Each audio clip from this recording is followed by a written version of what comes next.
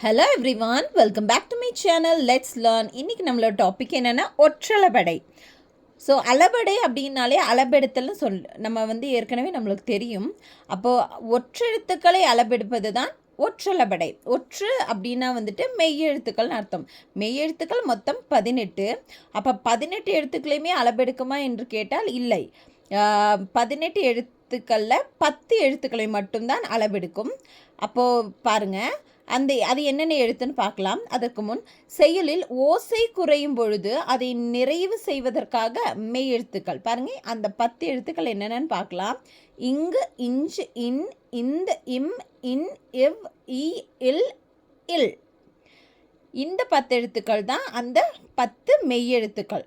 அதை எப்படி ஞாபகம் வச்சுக்கலாம் அப்படின்னா, மெல்லினத்தில் வர ஞ, ங, ந, ந, ம, ந இந்த 6 எழுத்துக்கள்.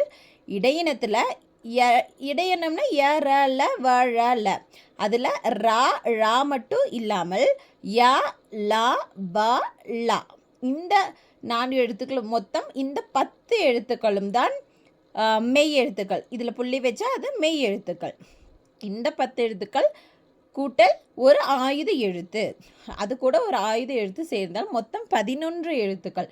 இந்த 11 எழுத்துக்களை தான் ஒற்றளபடை அப்படின்னு சொல்கிறோம்.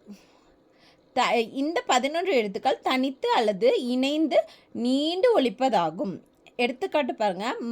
மரம் ஒரியும் போதும், ஆனால் ரெண்டு மெய் எழுத்துக்கள் பக்கத்தில் வந்திருந்தால் அது ஒற்றளபடை. கண் 2 வந்திருக்கு இல்லைங்களா, மெய் எழுத்துக்கள் பக்கத்தில்.